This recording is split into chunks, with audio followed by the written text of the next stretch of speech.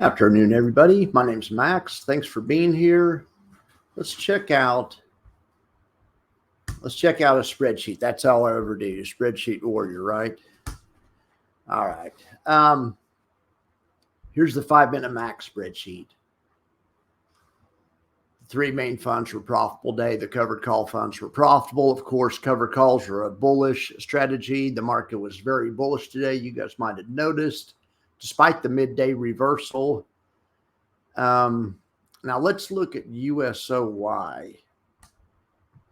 For some reason, the prices on that one don't carry through to this line, to the correct line on the 5-minute Max spreadsheet. But yes, these guys sold a 74 strike option for $1.08 that expires today. So let's check that one out first. This is a real intriguing fund to me. I love the idea of covered calls generally, of course, but it's cool to have them on different underlines, different parts of the economy, bonds, oil. I received a comment that this one really isn't on oil, and it isn't on oil. I've said it's on oil before, and I was wrong. It's on USO, which is an oil ETF. I always say it's so it's a bunch of American oil companies. In any event, but yeah, it's not on oil directly, but that would be cool. I bet they're coming out with one soon on oil. I've heard Defiance is coming out with one on the dollar. It's just great to get exposure to different types of underlines. You know, the dollar's foreign exchange, forex or whatever, foreign currency. You know, bonds give you when you trade the TLT. The same commenter pointed out that the TLTW, or maybe a different commenter, that the TLTW has not done great lately and it would have lost you money. And that's correct. But I was just more saying that would be a diverse portfolio. But you're right. The commenter is right. He's saying it wouldn't have done very well lately. And it sure wouldn't have. Just would have been real diverse. So, all right. And it was just an example in any event. All right. But so the option these guys sold was the 74 strike. I thought you got to be kidding me. Oh gosh. Right here. This is what it looks like. This is what they actually did. They closed this one out, or this one expired, or they rolled it. Probably they rolled it. They sold this. They sold the 72. It expired worthless. Selling puts is also a bullish strategy, just like doing a covered call. So max profit on both of these. These guys are doing well. Look at this dividend. What did it say? $1.08, or not $1, $1.27 right now. I mean, that's pretty good on a $20 underline. If it does end up paying that much, I mean, think about that. That'd be like $14, $15 a year on a $20 ETF. That's insane. It's 70% or something. When this came out, I told somebody and I estimated the dividend at around, I think, 35 or something, but it looks like I was way low. And in times of international crisis, this USOY, you know, might do well, might be able to catch some upside. These things do catch a little bit of upside. All right, but on to the rest of them. The market, as far as the market goes, all of these funds underperformed today. That's why there's red in the yellow color, or I'm sorry, the performed worse than their benchmark, for instance. And that's not a surprise whenever you're in an absolute melt up scenario. Even though these are bullish strategies, they're kind of mildly bullish strategies. So triple QI made 68 bips, which is great, but the market made 133 basis points. Same thing with JEPY. IWMY made a $1.19. I mean, as far as percent, 119 bips. The benchmark made 162. Let's look at that. That's incredible. Okay, so IWMY trades the Russell. It's an interesting one. Russell has smaller stocks and more volatile stocks, but I made a comment in this morning's video about the size of this, the height of this profit box. You could see that those options were visually, you can see that those options were sold more for a higher price than any of these other options in through here. It looks like this day was a pretty richly priced day as well. In any event, they were expecting volatility and we got it. Even after the market reversed, it reversed to like 10 o'clock, and it still could come back and get under the break-even line. So that is great. Now I want to do this. Let's look at the individual sheet on Russell.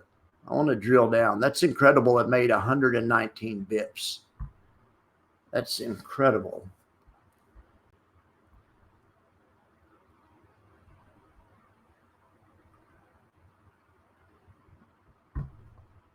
All right, so I wanted to see on this sheet, on the more detailed sheet, I keep track of how much premium they capture each day. So it's right there next to the earnings per share. And there you can see the dollar. They actually caught $1.31 worth of premium. Holy shit. That's the most, since I've been doing this, that's the most I've seen. That's the highest capture percentage that these guys have captured. Wow, that's incredible. That is really incredible. Well, anyway, so, and that's just because that option was so richly priced. You know, if the market would have gone nowhere, they would have made $2 million. That option was, they sold it for $27, where they sold pretty much the same option, similar option, the day before for $8.50. So, boy, this is the kind of day that option sellers really love. And this is an example of when things go right. They don't always go right, but this is an example of how options are supposed to work. So these funds all caught upside today too. Well, let's look back at that. On IWMY, they sold the 2040. I know it doesn't seem like it, but they sold the 2040. The market was at 2024 when they sold it. So they captured the difference. What is that? 16 points? You know, 16 points on 2,000. What is that? 3/4 of a point or something? In any event, that comes through to the NAV. The traders, the arbitrageurs see that, and they'll mark up the NAV in accordance with how much intrinsic they're able to capture. Here's the column right here. It says intrinsic. It was $1.2 million capture on the intrinsic. So they sold that option for 27 points, and almost 16 of those points were in the money. So that's what they captured. That's those 16 points I was referring to. I said 16 points when I was eyeballing it. It's really 15.65. But anyway, this is a good lesson on how things are supposed to work. Okay, let's look at some of the yield max funds. Or let's look at the market generally. Let's just see.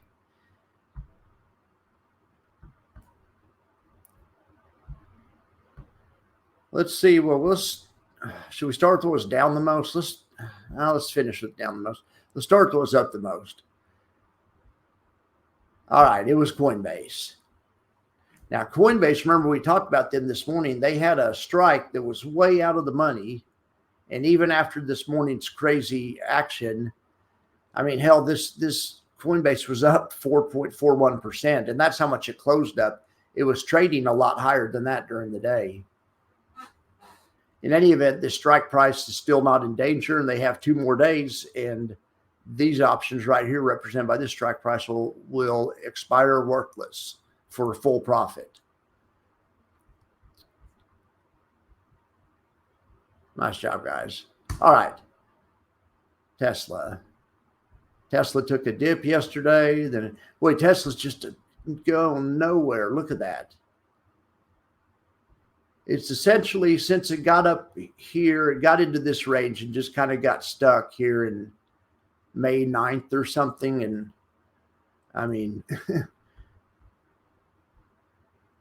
that's also option sellers' paradise. People that sell straddles and strangles are selling on both sides of the market, and the market's not really going anywhere. So, all right, NVIDIA.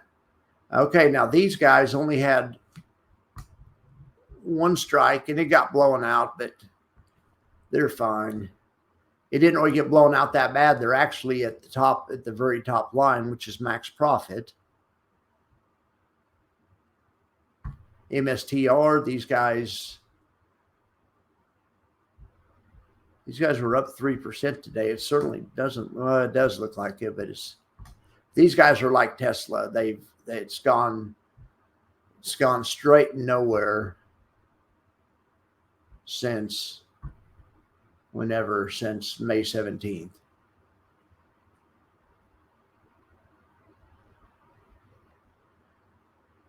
Okay, so Bitcoin, let's see what it's doing today. It was up more before GameStop started coming down. I don't know if Roaring Kitty sold his out of his position. I don't know what happened.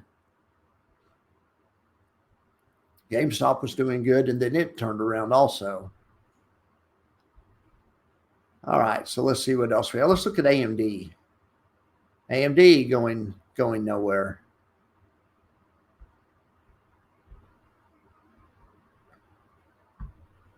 All right, GameStop down 16%. Really, it doesn't look too bad on this chart. It looks like it's just a nice little gentle pullback.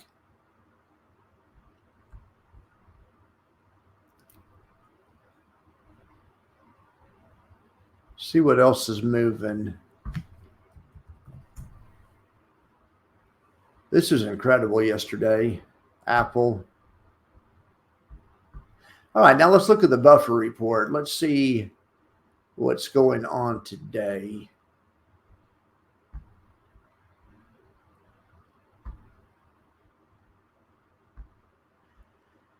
Okay, I was just talking about Apple. They had quite a move yesterday.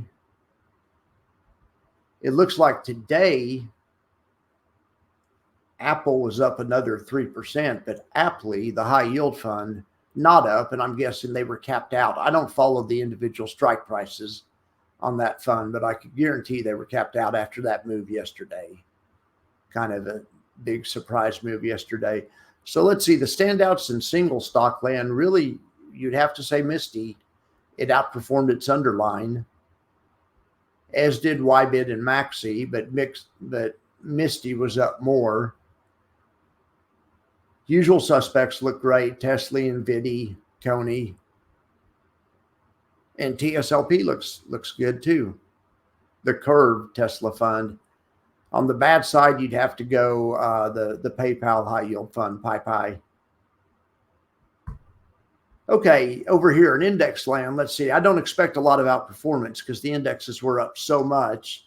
Covered calls underperform in runaway bull markets traditionally. The only one that actually was up a bunch was ULTY. I wonder if,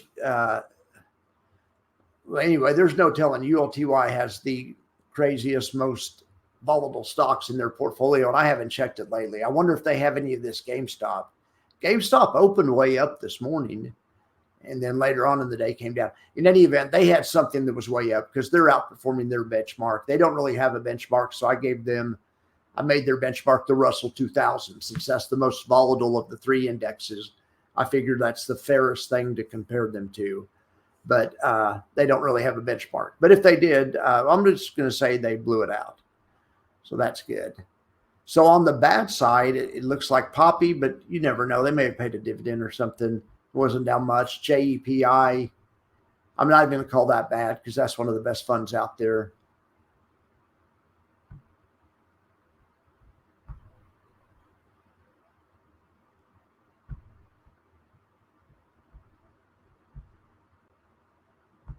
All right, guys. I appreciate you guys being here.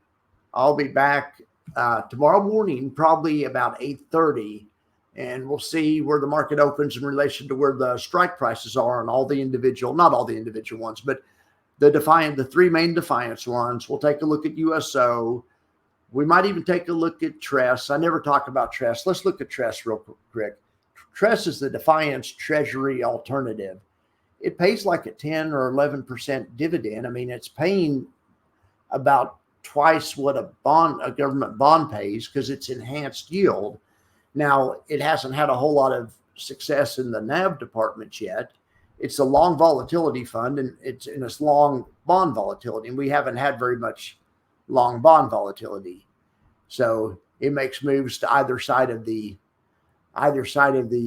equation, you know, of the bell curve. It takes advantage of extremes to either side. Right now, the price is right in the middle. So that's kind of where it kind of where it lives. But I did notice the bond volatility has picked up lately.